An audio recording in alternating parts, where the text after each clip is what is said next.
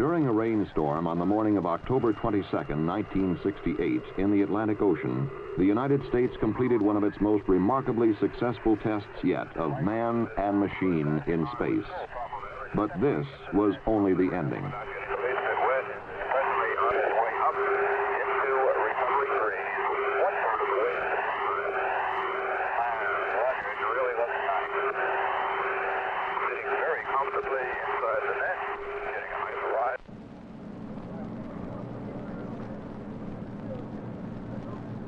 It was on a clear morning almost 11 days earlier at the Kennedy Space Center's Launch Pad 34 in Florida that we witnessed the beginning of the first manned mission in the United States Apollo program to land astronauts on the moon. The purpose of the flight of Apollo 7 could be stated very simply: prove that the spacecraft command and service modules would function properly in space long enough to carry men to the moon and back. Accomplishing this was considerably less simple. It meant showing that a brand new spacecraft, far more complicated than its predecessors, would operate so well it could be trusted to take men well beyond near-Earth orbit. The astronauts were spacecraft commander Walter Schirra and pilots Don Isley and Walter Cunningham. The Kennedy Space Center had spent long days in preparation and checkout, working toward a launch time which had been set for months. It was not by chance that Apollo 7 lifted off only 2 3/4 minutes after the appointed moment.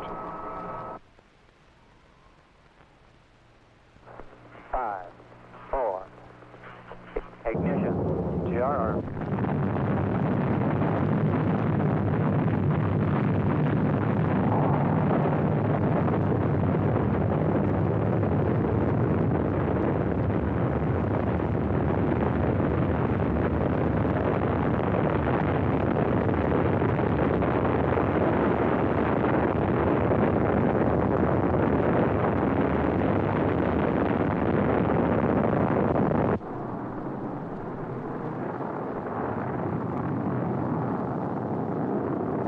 The Marshall Space Flight Center had spent years directing development and testing of the Saturn 1B launch vehicle, and it was not by chance that Apollo 7 was placed almost exactly on its planned trajectory into orbit about the Earth. You've got speed, Apollo 7. Thrust is okay. Roger thrust. Roll. Roger roll. Very early in the flight, the general pattern of go for Apollo 7 was established in a conversation between the spacecraft and mission control at the Manned Spacecraft Center in Houston, Texas. Right on the old button. Very good. Flight booster. Go. We appear we may be slightly marginal on LOX. We'll keep it. Okay, stand by. Cut off. J2 cut off. Beautiful. Fido. Flight Fido, we're go. Go across the board. CMC looks good, flight. 25,553. H dot is minus 4 balls 1. Across the board, Apollo 7, we have you go for orbit. You're go for orbit. Apollo 7 was also go for an exhaustive series of tests of its worthiness in space. One of the first things which had to be learned was whether the astronauts could control the spacecraft combined with the S-4B Saturn stage. A very similar thing would have to be done during the early phases of a lunar mission. The answer was not long in coming. 3, 2, 1, mark. S-4B test complete. Beautiful. That was outstanding, flight. Real fine, outstanding. Next, the spacecraft and S-4B stage were separated. The question now was whether the astronauts could turn their spacecraft around and control it to the degree required for future physical link-ups with equipment in space. For this, too, would have to be done in the lunar flight. And again, the answer was yes. Was a little flashes like Gemini?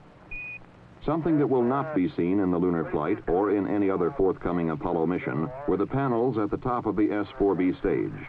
They will simply be jettisoned in the future, but they drew comment in Apollo 7. And the slot panel at the top, left, and bottom are opened at I would guess to be about a 45-degree angle, and the slot panel on the right is just opened, maybe 30 degrees at the very best. Roger. Looks like you're looking at a 4-jawed angry alligator. Apollo 7 escorted its spent S-4B stage through space for perhaps 30 minutes, then departed. That's a bigger one, Tom. Rated now? Yes. Yeah. It's absolutely beautiful here. The following day, Apollo 7 burned its spacecraft propulsion system for the first 2 times in the mission and returned to its 4-jawed alligator, which was now angrier than ever. And Apollo 7, Houston, how close are you now? We're close to about 70 feet. It's tumbling rather wildly, so we try to stay away from it. Roger, I understand. Where's your copy, Jack? Go. Okay, separation. In this maneuver, Apollo 7 had accomplished the first rendezvous of the program, and in so doing had proven capable of meeting still another requirement for lunar flight. 1618 plus 1221. Then, as we were to see in some of the most dramatic film ever returned from space, the crew would settle down to a weightless life in a spacecraft with 4 times more room than Gemini. Rate command. Off. Minimum.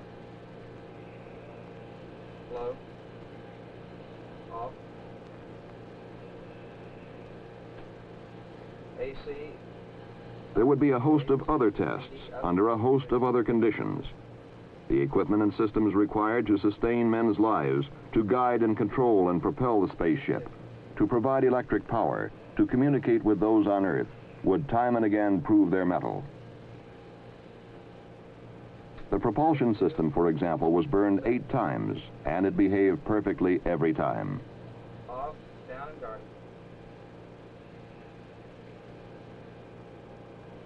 Auto.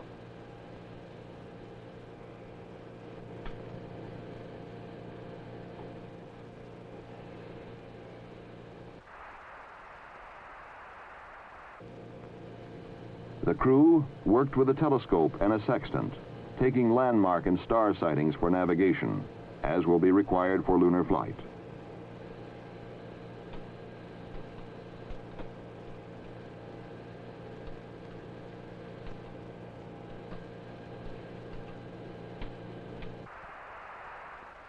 And they discovered on occasion that water particles which had been dumped overboard could be confused with stars.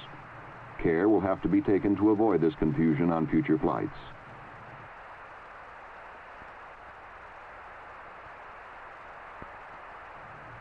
All in all, though, problems were minor and generally were readily overcome or solved. The spacecraft almost seemed to grow stronger as the days went by.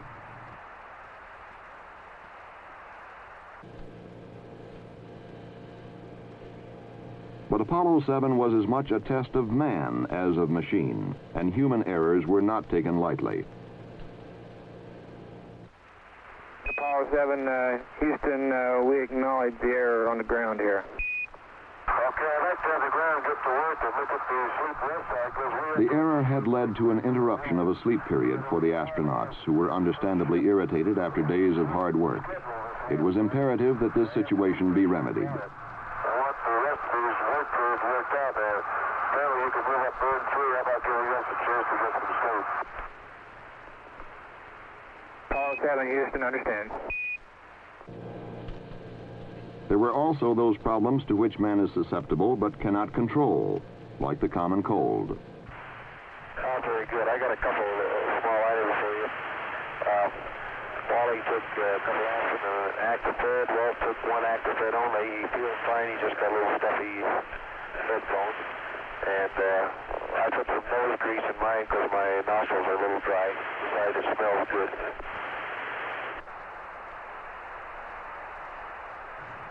As the cold spread to all 3 astronauts, doctors feared that there might be discomfort, even pain, with eardrums as pressure increased during re-entry. The astronauts were able to cope with the problem, however, by taking decongestants and holding their noses and blowing to equalize re-entry pressures. Always before, we've had to be content with merely listening to our astronauts during their flights. In Apollo 7, through the medium of television, we could actually see them in space for the first time and become better acquainted with weightless life aboard a spacecraft. You're picking up, I can read it now, just a minute. It says from that lovely Apollo something. You guys should write. Apollo room.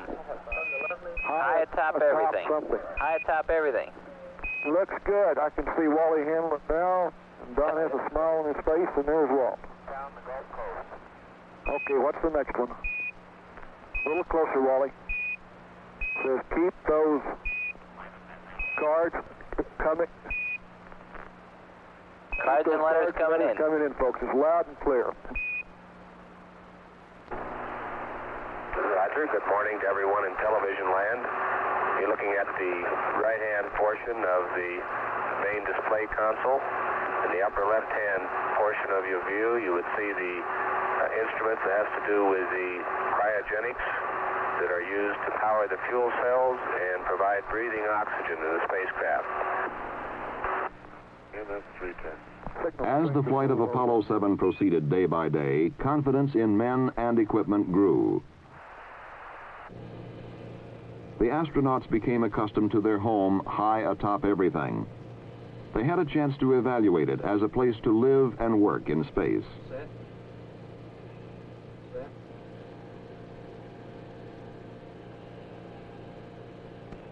that all?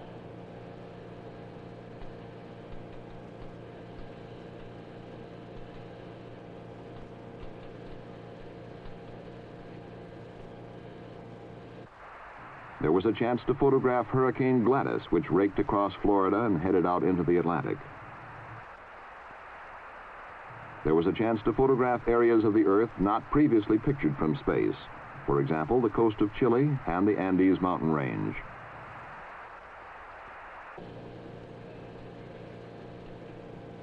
The crew could evaluate such things as the importance of exercising,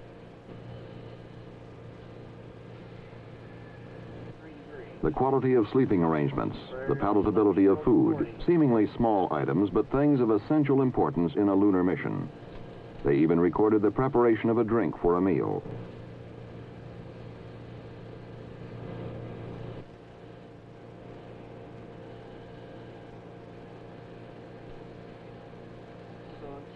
We have Comet Australia. By the time Apollo 7 entered its 11th day in space, it had exceeded the time required for a flight to the moon and back. It was also well on its way to accomplishing all planned objectives and more. Apollo 7 was called 101% successful. On the morning of October 22, 1968, Apollo 7 began its final revolution, the 163rd.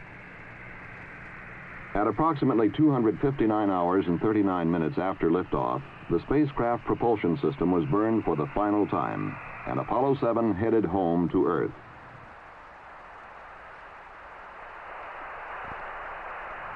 From motion picture film recorded during an earlier unmanned Apollo mission, we get some idea what the trip back through the atmosphere was like.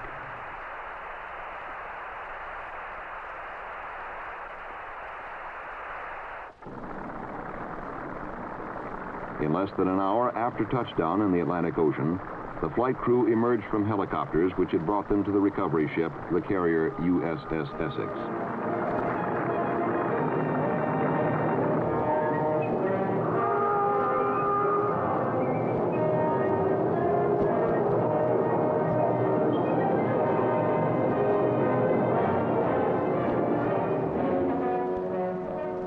And the next manned Apollo flight can be undertaken with confidence that our brand new spacecraft is, as Commander Walter Schirra reported, a magnificent flying machine.